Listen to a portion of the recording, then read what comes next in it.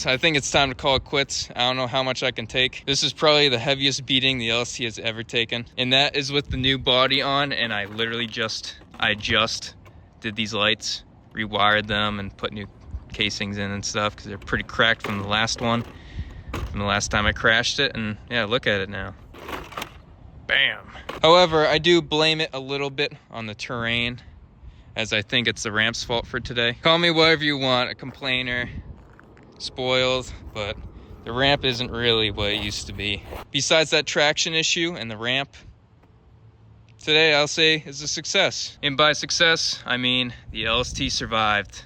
Look at this, no broken arms, no scratched cooling head, no broken gears. Even though what did break is our beautiful flag. And I actually repaired it with a little clip, and then the antenna stem broke. So I gotta put a new stem on that. She's a little bit bruised up from today. That'll pretty much be it for the video today. Stay tuned for some more LST action, and hopefully next time I don't destroy the body like I did today. And don't destroy that tripod.